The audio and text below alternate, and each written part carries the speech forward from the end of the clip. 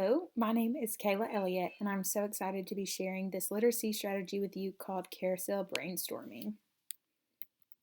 So, Carousel Brainstorming is a really interactive activity where the teacher has placed prompts around the room on chart paper, and the students work in small groups to move to each of the chart papers or stations to discuss the prompt. They get to read other groups' responses, and they also get to write their own response to the question or discussion.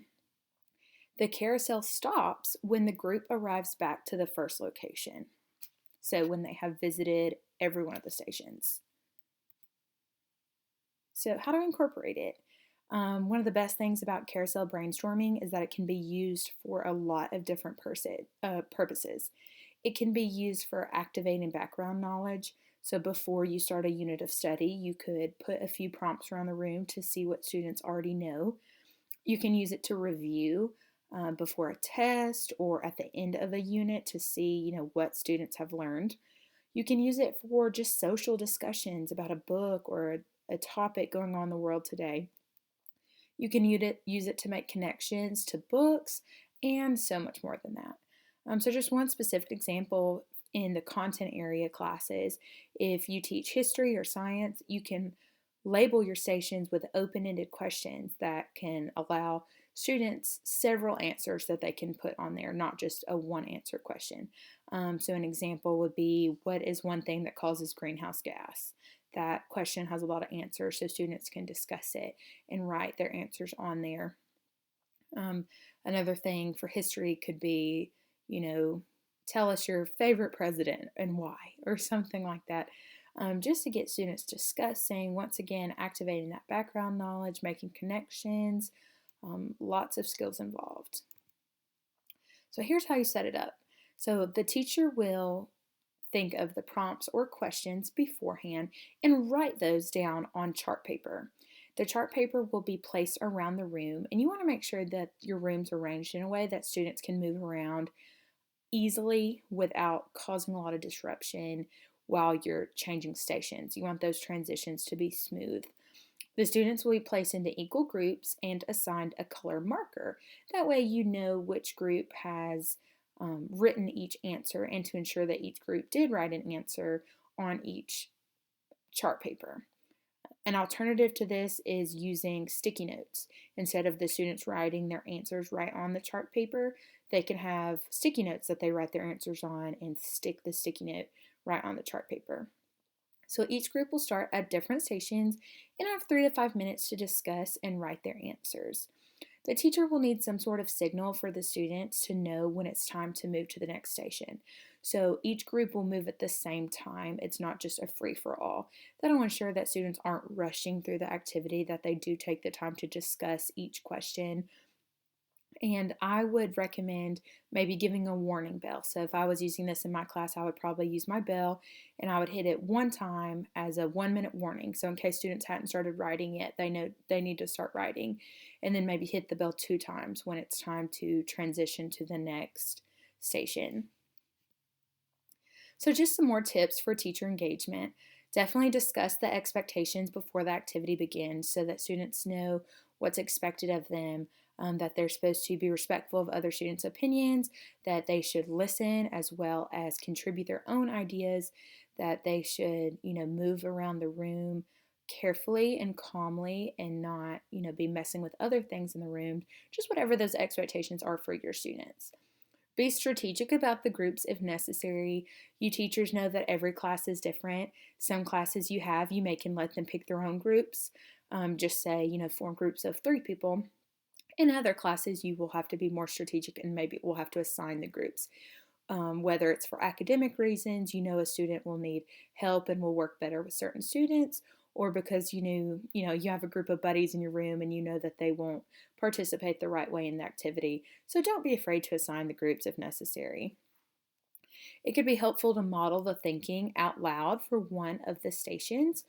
I would not, answer all of them because then the students are going to be stuck on your ideas instead of creating their own ideas. But definitely feel free to model kind of that thinking aloud that we learned about this past week to answer one of the questions.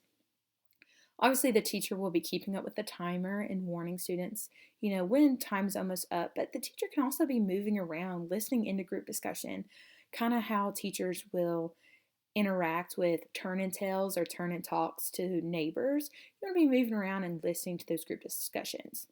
And my final tip is to be available to clarify or answer any questions if the students need you to, but be conscious not to take over the conversation. This activity is student driven, and we want them to be discussing within their groups.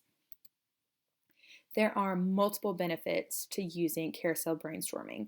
As I've already mentioned, it can be used for a variety of purposes and in many different content areas. It gets students out of their seats and moving around, which helps with student engagement. It helps with behavior. There's a lot of benefits to be able to move around the room. It encourages group cooperation and discussion as they are discussing these topics and deciding on one answer to write on the chart paper. It works on other skills such as activating prior knowledge. They may learn new information from reading other groups' responses, or they may have a perspective shift when they read, a connection or something that another group wrote or what someone in their own group says, and they may think, I've never thought about it that way. This activity, while it may be working on a science skill or a history skill, it includes reading, summarizing, and writing, which is beneficial for students to practice in all the content areas. And then finally, a good extension activity that you can do is once the group gets back to their first poster board or anchor chart, that the group summarizes what's on the chart and shares it with the class. Because not everyone will read everyone's answers.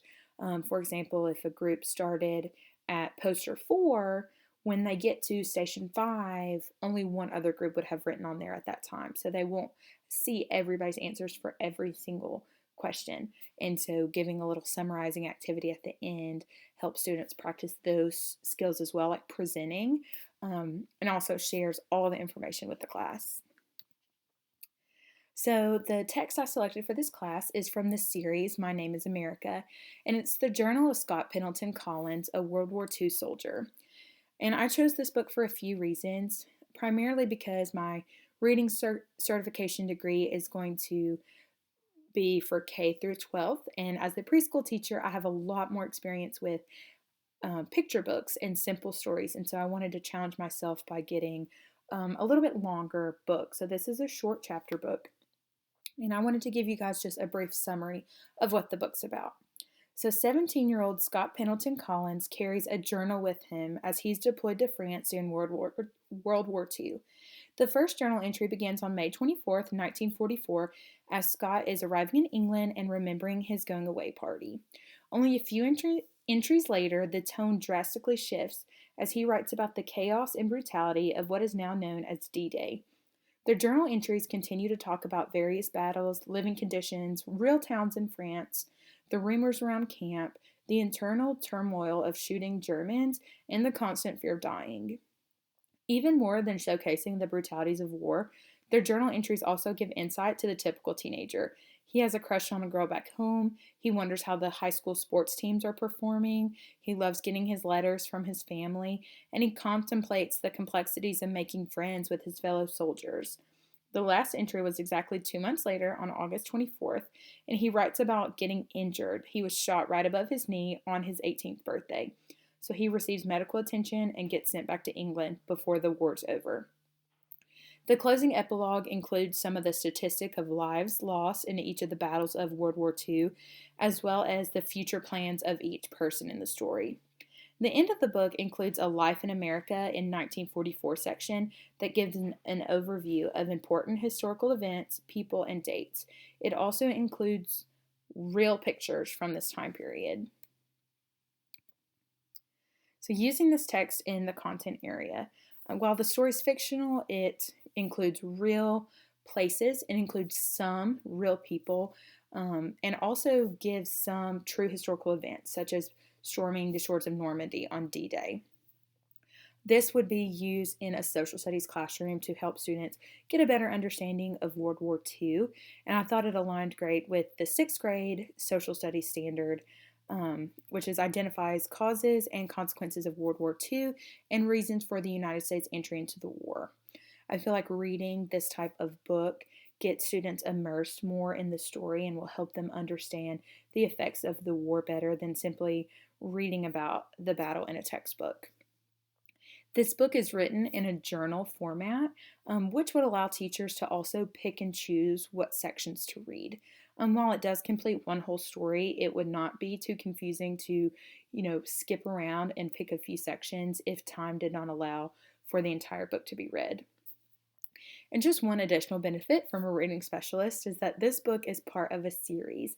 And so, one hope would be that the students really enjoy this book and would be interested in reading other books in the series in their own time. And that would just promote individual and independent reading. So, applying the strategy, carousel brainstorming, to this specific book. So, if I was in a history class and my students read this book or read parts of this book, and I wanted them to discuss some of the themes and major ideas from the book, I would think about my ideas and write them on chart paper and post them around the room. So, I gave 5 potential discussion points that I would write down for my students to talk about. And once again, I'm gearing this towards a 6th grade classroom. So some of these have kind of deep themes, but something I definitely think a middle schooler would be able to talk about. So, question 1, what do you think would be the hardest part of war? Fear of being hurt, having to hurt people, being away from family, or physical discomfort? Why? So, this question, there's no right or wrong answers. I gave a few 4 choices just to help narrow down the conversation, and give students a starting place of what to discuss, but have them really considering some of those ethical dilemmas and some of those really hardships of being in a war. Stations 2, our anchor chart would say, if you were in a war, would you want to befriend people around you or try not to form relationships? Why? And this question also obviously goes with the book. Several times throughout the story, he was around new people and he would, start to get to know them, but then they would get hurt, and at least one of them even died. And so it was kind of this complexity of him being afraid to get to know people in case something happened to them. Question 3, Scott's little sister Ellen helped her school collect fat for the war effort. How else were people at home helping the war? Question 4 says, why do you think it was exciting to get letters and newspapers from home? And the final question says, the final sentence in the epilogue states, the central player in this story is the war itself. It lives on. What do you think that means? So I'm going to continue to talk about these questions on our next slide, goals for this strategy.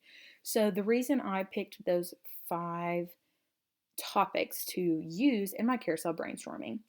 So questions 1, 2, and 4 were about kind of some of those ethical dilemmas of war.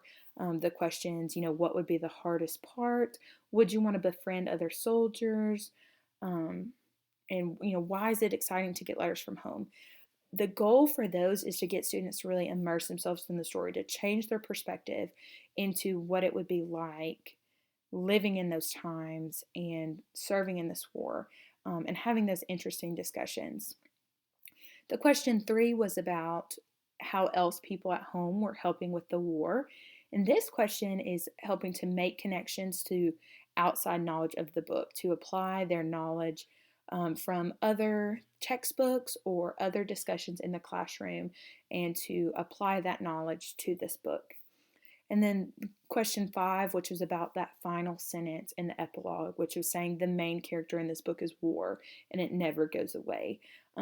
That question is really one for students to think critically about, for them to question what the author means and what that means for us, that we're still having wars today.